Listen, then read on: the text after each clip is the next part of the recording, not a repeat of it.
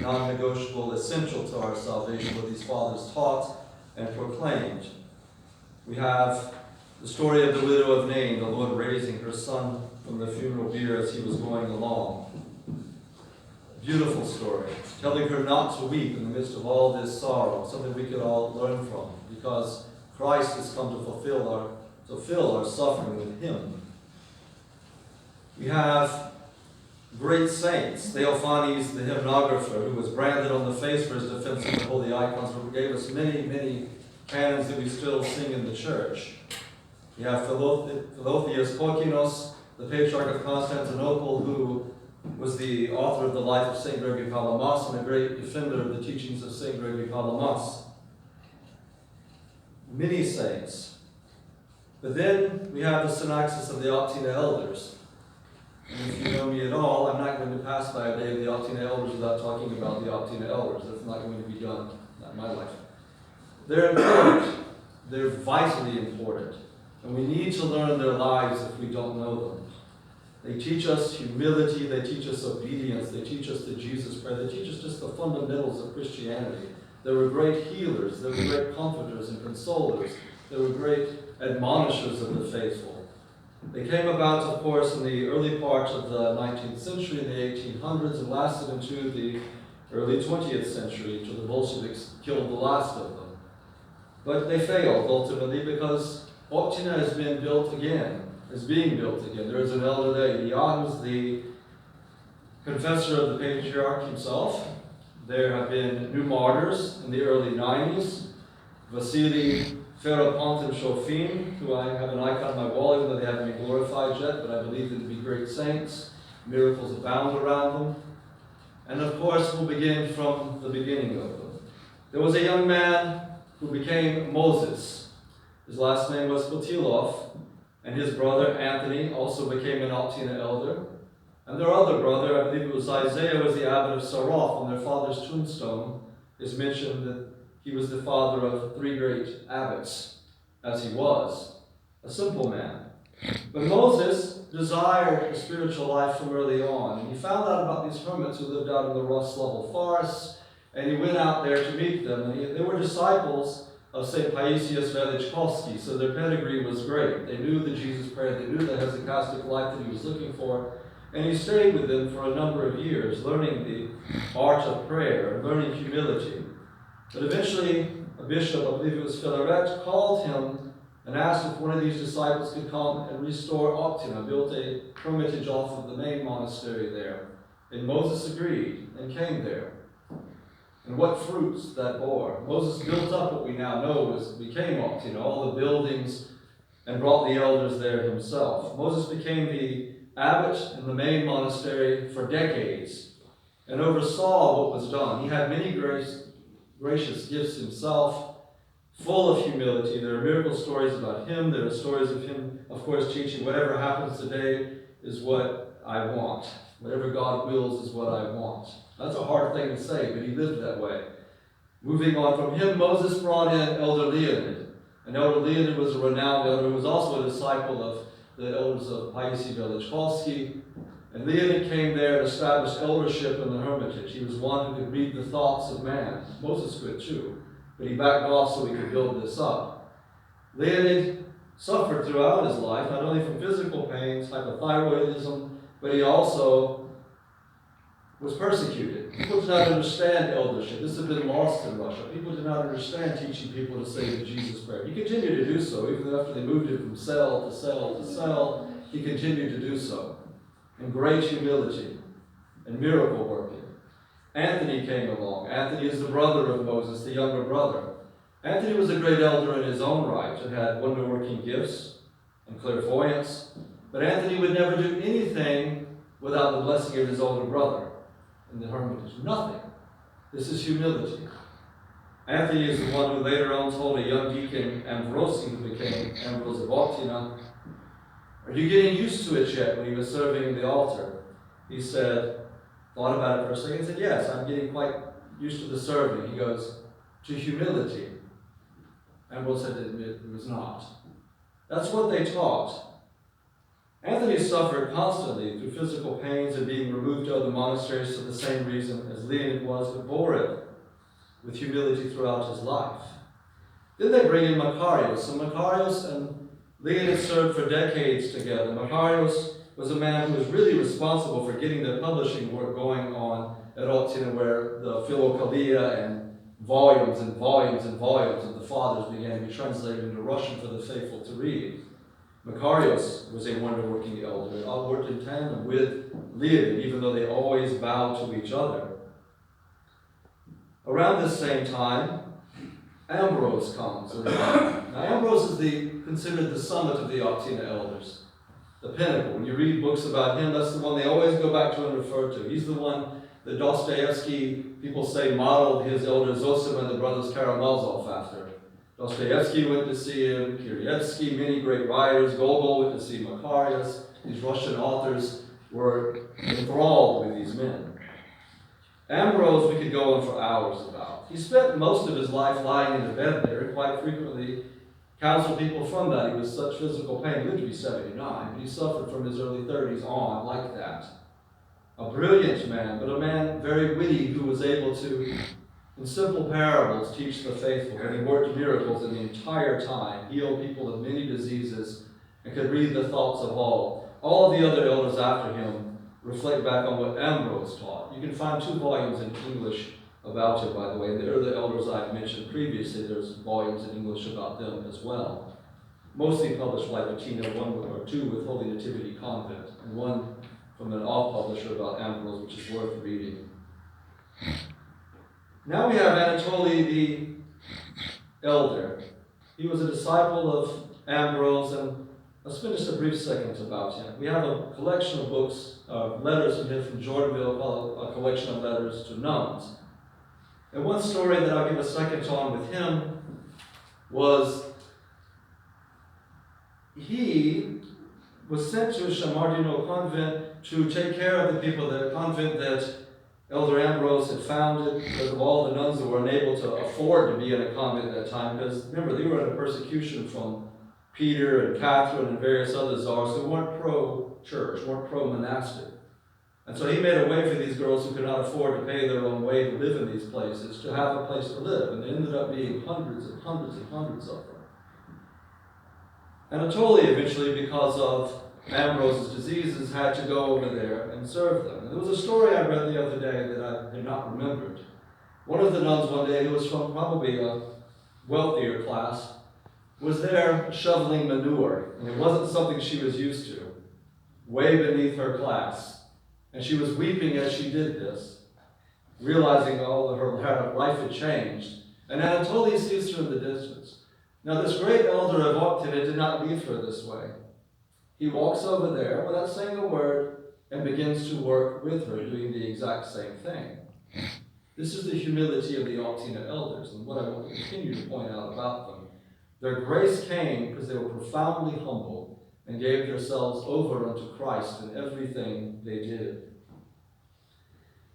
After, and in the same time, all these elders overlap. We have Isaac I, who became the abbot of the main monastery of the whole thing. And he did everything he could to keep that monastery going. And he built it even more than Moses had, or added to it, and fixed it up, things that had fallen apart and things like that. But Isaac, in a story that I read about him, would still go to the hermitage to go to confession when he was the abbot of the main monastery. And Isaac still went to St. Ambrose, and with all the hundreds of people that would come to go to confession, there were thousands upon thousands of people that came, all the time. Isaac would wait in the waiting room with all the others till his turn came. He didn't use his prestige and his honor as the abbot of Optina, which could have easily done and been understood. But he waited his time. Something about Isaac. We don't have a lot written about him, at least in English, so it was nice to read that story about him. Then there was Elder Joseph. Joseph of Optina was the really true disciple of Elder Ambrose.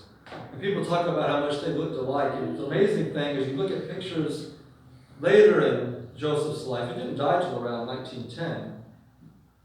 Joseph began to look exactly like Ambrose. It's really uncanny if you look at it. Their behavior, everything became so similar. He was such a disciple of his elder. And Joseph, as a disciple of the elder, would never, ever do anything of his own accord. He served him out there in the cell. He was a cell attendant and saw that the people were being taken care of and brought in. And he got no sleep because the only place he had to sleep at this time was the bench in the little hallway there waiting for the elder. So he'd wait till the people went. He'd fall asleep around midnight and get up for the midnight or the 1 o'clock or 2 o'clock services. Dedicated himself so fully. That's extreme humility. Would any of us be willing to deny ourselves that much to be around one of the great elders or for the sake of Christ in the kingdom of heaven? He was. Along with Joseph, we have Barsanuphius, who also became a disciple of his and served around the same time. He was brought in, of course, by Elder Ambrose. But Barsanuphius, who I've talked about here before, if you haven't read the volume on him that Patina publishes, I highly encourage you to do so. It's over 800 pages, but it's not a hard read.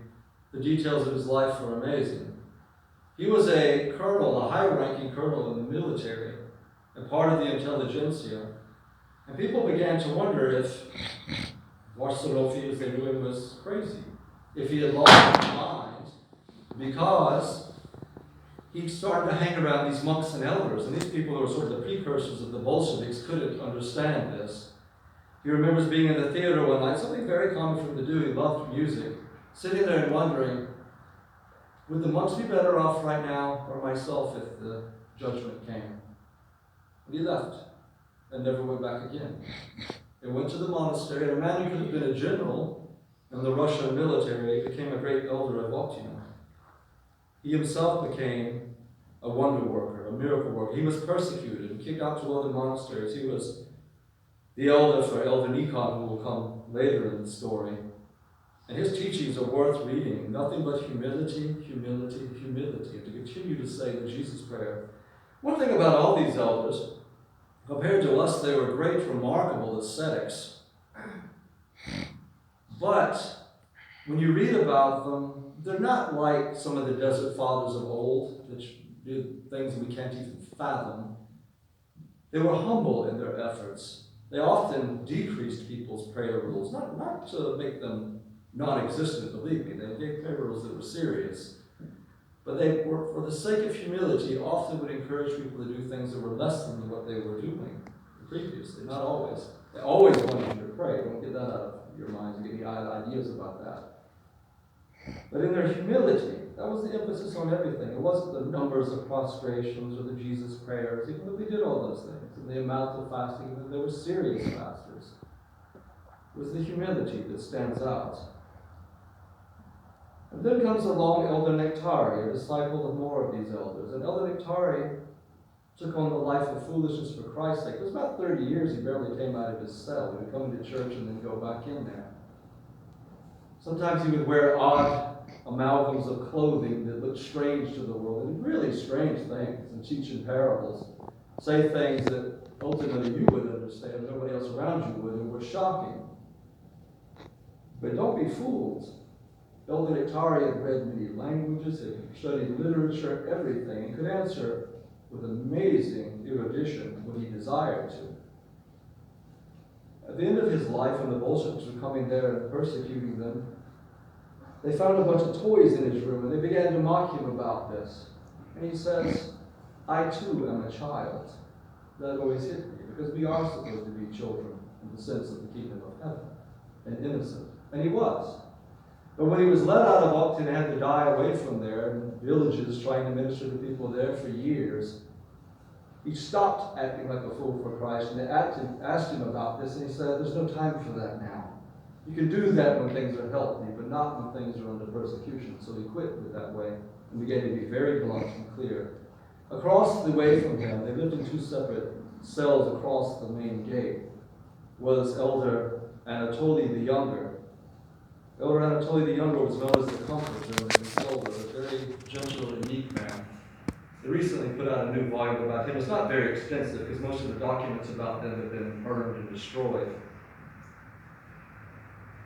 Anatoly, on his last day, when the Bolsheviks were coming to arrest him and take him away, and they've beaten him and torn his hair and beard and everything, asked him just for a little while to pray. And they gave it to him. They came back to the cell. He was there.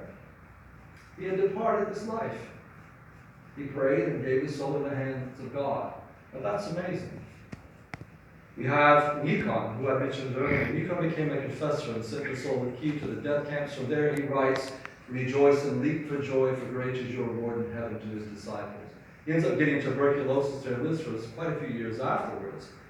But he dies because of all the illnesses he gained in Soul of Key. Much of the volume on Barsanuphius are diary entries of Elder Nikon talking about him from a novice on. You can see Nikon's growth from a simple novice to a great elder. Many sayings of his exist as well. And the last one, I believe, and I pray that forgetting one of them, if they did, may they forgive me because I'm train of thought, was Isaac II. Isaac was also the abbot of the main monastery. And Isaac did everything in his early years to be invisible and not be seen.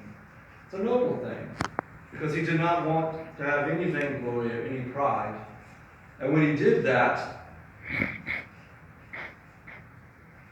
there came the time for the tantrums. They had a regular schedule for that. And in the schedule for that, he was forgotten because he had become so invisible. And that's amazing. That's truly amazing.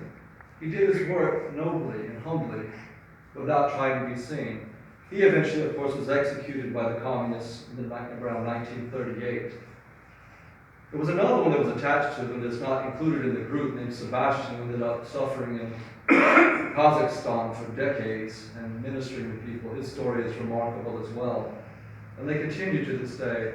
Some of their disciples, like Bishop Nektari of Seattle and Bishop Andre in New York, were Russian Church of Law bishops. There have been many people I've met in my lifetime who had connections through them, at least tangentially, after that. And it's wonderful to hear that teaching.